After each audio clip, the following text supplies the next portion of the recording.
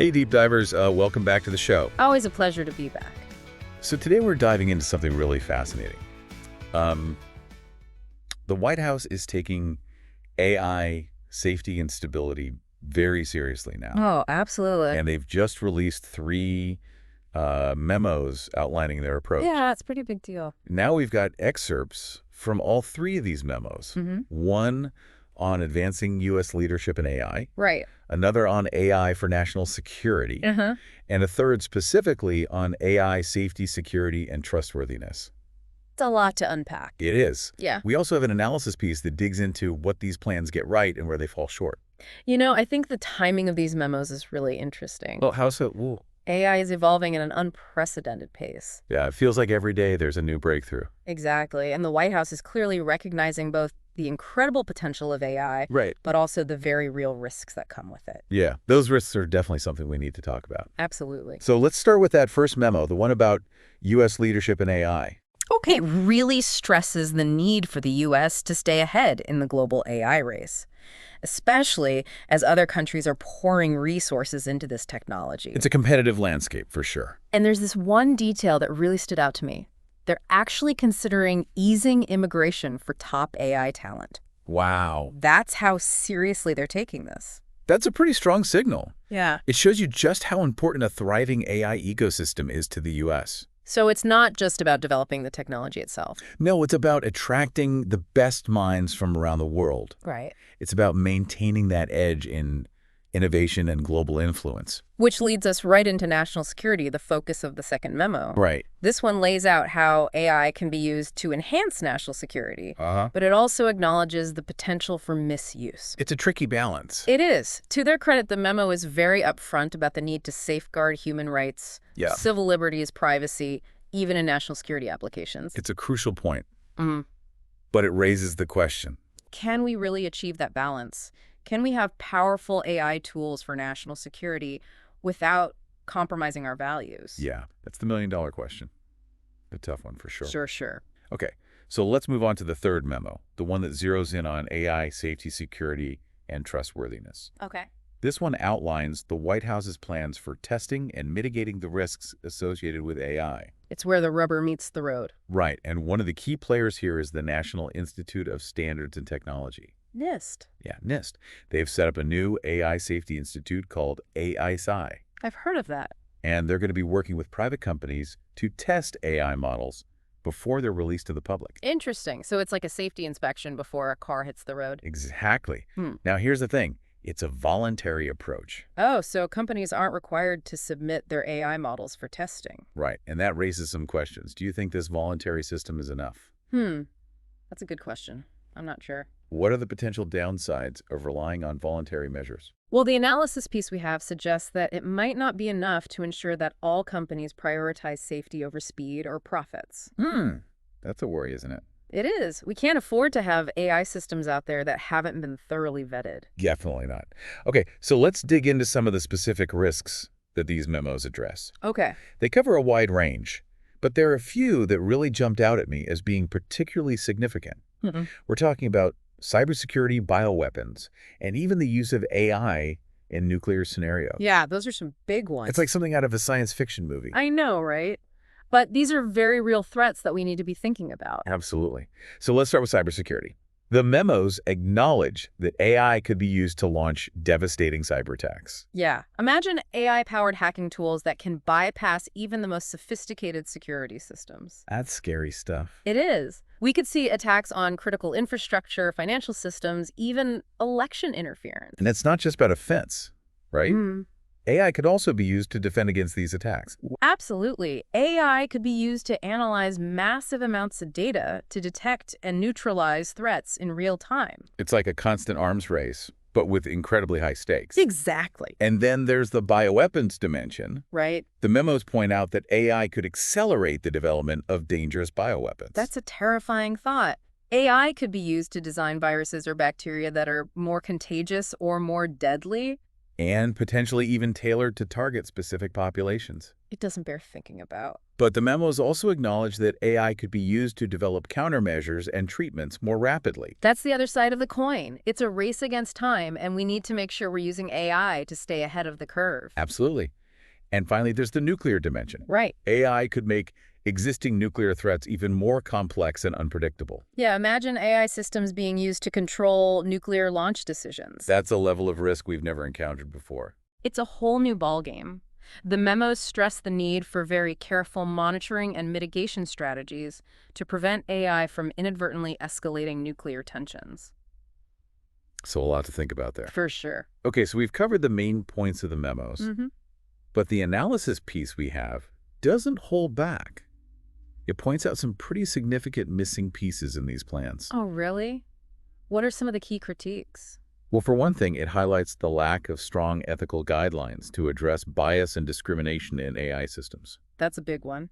The memos touch on this, but they don't go far enough in establishing a robust and enforceable framework to ensure fairness and equity. Right, and there's also a call for more public engagement and transparency. Yeah, that's crucial. People need to be informed about how AI is being used, especially by the government. It's about building trust, right? Exactly. If people don't trust AI, they're not going to support its development or adoption. And the analysis piece also stresses the need for robust international collaboration. AI is a global phenomenon. We need to be working with other nations to set global AI standards and prevent misuse. It's about creating a global safety net. Absolutely. The risks of AI don't stop at national borders. And then there's the elephant in the room, the long-term existential risks of superintelligent AI. Right. That's the one that keeps a lot of people up at night. It does. The analysis piece urges policymakers to take this seriously, to think beyond the immediate threats, and consider the potential for AI to fundamentally change what it means to be human. It's a profound question. What happens when we create machines that are smarter than us? That is a profound question. We don't have all the answers yet. Definitely not. But we need to start asking those questions now before it's too late. Absolutely. And finally, the analysis piece highlights the need to invest heavily in education and workforce development. That's essential. We need to equip people with the skills and knowledge to thrive in an AI-driven world. Exactly. The job market is going to be transformed by AI. Right. We need to make sure people are prepared for those changes. So it's about empowering people, not just controlling AI. Precisely. It's about giving them the tools to navigate this new landscape. Okay, so we've covered a lot of ground here. We have. But I want to leave our listeners with a question to ponder. The memos seem to focus a lot on controlling AI, on preventing misuse and mitigating risks. Right. But what about AI's potential to solve global problems? Oh, that's a great point. Can we flip the script and think about how to harness AI for good, while also keeping those risks in check? It's a challenge, but it's one we need to embrace. AI has the potential to revolutionize healthcare, address climate change, improve education, and so much more. It's about finding that balance, isn't it? Exactly. It's about harnessing the power of AI for good while also being mindful of the risks. Yeah, it's a really exciting time for AI. It is, but it's also a bit daunting. You know? Absolutely. There are so many unknowns, so many potential pitfalls. Like we were just talking about the White House's emphasis on staying ahead in the AI race. Right. It feels like that could lead to cutting corners on safety and ethics in the rush to be first. Yeah, I see your point. It's a tough balance between promoting innovation and ensuring responsibility. And that's where the analysis piece we have comes in. It provides some concrete recommendations for enhancing AI safety and stability. Oh, that's helpful. What kind of recommendations? Well, one of the key points it raises is the need for stronger ethical guidelines. Not just vague principles, but actual enforceable standards. Yeah, that makes sense. The memos do touch on ethics, but they don't really provide a concrete framework. Exactly. And the analysis piece suggests creating an independent body, maybe something like the FDA for pharmaceuticals. Oh, interesting. But for algorithms, this body would have the authority to set safety and ethical standards for AI systems, conduct testing, and even approve or reject AI applications based on their potential impact. Wow, that's a pretty bold idea. It would definitely be a big shift from the current voluntary approach. It would. But wouldn't that risk stifling innovation if we create too much regulation too early? That's a valid concern. The analysis piece acknowledges that we need to find that sweet spot between promoting innovation and protecting the public. So how do we do that? Well, one suggestion is to start with a phased approach, focusing initially on high-risk AI applications like those used in healthcare finance or law enforcement. So start with the areas where the potential for harm is greatest. Exactly.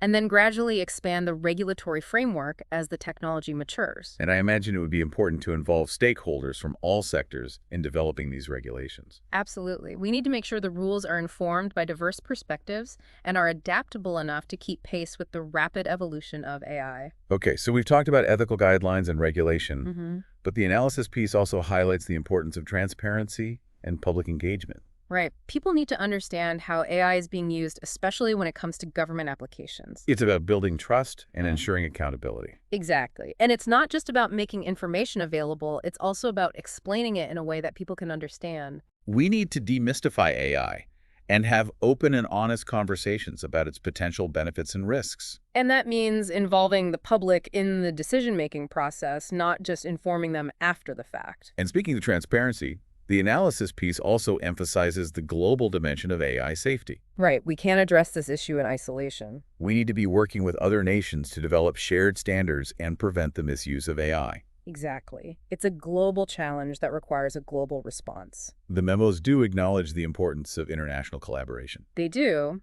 but the analysis piece pushes for a more proactive and coordinated approach. So what would that look like? Well, it suggests that we need to be working towards international agreements or frameworks for AI governance. Similar to what we have for nuclear nonproliferation. Exactly. We need to be thinking about things like global standards for AI safety and ethics mechanisms for monitoring and enforcing those standards and protocols for responding to potential AI-related incidents or threats. So it's about creating a global framework for responsible AI development. Precisely. We need to ensure that AI is used for good, not for harm, and that its benefits are shared widely. Okay, so we've talked a lot about the potential risks of AI We have. and the need for regulation, transparency, and international collaboration. Right. But I want to circle back to something we touched on earlier, the potential for AI to be used for good. Oh, absolutely. Mm. That's the flip side of the coin, and it's an incredibly exciting one. The memos seem to be primarily focused on mitigating risks. Mm-hmm. But I'm curious to hear your thoughts on how we can proactively leverage AI to solve some of the world's most pressing problems. Well, I think the key is to be intentional about steering AI development in that direction. So it's not enough to just hope that AI will be used for good. Yeah. We need to actively promote and incentivize the development of AI solutions that benefit humanity. Exactly. We need to be funding research and development that prioritizes AI for social good, supporting startups and entrepreneurs who are working on these types of solutions and creating a policy environment that encourages and rewards this kind of innovation. So it's about making AI for good, more than just a buzzword. It needs to be a core part of our strategy for AI development. And it's not just about governments and large institutions. Right. Each of us can play a role in shaping the future of AI. Absolutely. We can support organizations that are working on ethical and beneficial AI applications. We can educate ourselves and others about the potential and risks of AI, and we can demand that our leaders prioritize the responsible development of this powerful technology. It's about recognizing that the future of AI is not preordained. It's something we're actively shaping with the choices we make today. That's a powerful way to put it. The future of AI is not something that's happening to us. It's something we're creating together. Exactly. And that's both exciting and a little bit scary. It is. But it's also empowering to know that we have a say in how this technology unfolds. Absolutely. We need to make sure that AI serves humanity, not the other way around. Welcome back, deep divers. Yeah. So before the break, we were talking about the potential for the AI race to overshadow concerns about safety and ethics. Right. It's easy to get caught up in the excitement of new developments and forget about the potential downsides. Exactly. Yeah. But the analysis piece we have offers some really concrete advice on how to ensure AI is developed and used responsibly. Oh, good. I'm curious to hear what they suggest. Well, one of the most important recommendations is to establish a strong system of AI governance. Yeah, governance is key. It can't just be about guidelines and principles. We need real accountability. Absolutely. And the analysis piece suggests creating an independent regulatory body specifically for AI. Oh, like a watchdog organization. Exactly. They compare it to the FDA for pharmaceuticals. Interesting. So this body would be responsible for setting safety and ethical standards for AI systems. Right. They would conduct rigorous testing and could even approve or reject AI applications based on their potential impact. Wow, that's a pretty significant level of authority. It is. It would be a big shift from the current voluntary approach. And wouldn't that risk stifling innovation if we create too much regulation too early? That's a valid concern, and the analysis piece acknowledges that we need to find that balance. So how do they propose we do that? Well, they suggest starting with a phased approach, focusing initially on high-risk AI applications. Like those used in healthcare or finance? Exactly. Areas where the potential consequences of mistakes are really high. Makes sense. And then as the technology matures and we gain more experience, we can gradually expand the regulatory framework. Right. And they also stress the importance of involving stakeholders from all sectors in the process. Oh, of course. We need to make sure the regulations are informed by diverse perspectives and are adaptable enough to keep pace with the rapid evolution of AI. Absolutely. Okay, so strong AI governance is crucial. Mm-hmm. But the analysis piece also highlights the need to invest in AI education and workforce development. Yeah, that's essential. We need to equip people with the knowledge and skills to thrive in an AI-driven world. So it's about more than just training people for specific jobs in AI. It is. It's about cultivating what they call AI literacy. AI literacy. What's Oh. that? Well, it means having a basic understanding of how AI works, its potential benefits and risks, and how to interact with AI systems in a safe and informed way. Oh, so it's like digital literacy, but for AI. Exactly. We need to start early incorporating AI education in school curricula and creating opportunities for lifelong learning. And it's not just about technical skills, right? No, it's also about critical thinking, Yeah. ethical reasoning, and the ability to discern between fact and fiction in an age of AI-generated content. That's so important. We need to make sure people can think critically about AI and its impact on society. Absolutely. We need to empower people to be informed participants in this AI revolution, not just passive consumers. Well said. So to wrap up this deep dive into AI safety and stability, it seems like the key takeaway is that we have a choice to make. We can either let AI shape our future, or we can shape the future of AI. And that requires us to be proactive, to think critically about the ethical and societal implications of this technology, and to demand that AI be developed and used responsibly. I think that's a great note to end on. The future of AI is in our hands. Thank you so much for joining us on this deep dive, and be sure to check out the show notes for links to all the sources we discussed. Been a pleasure. Until next time, stay curious and keep exploring.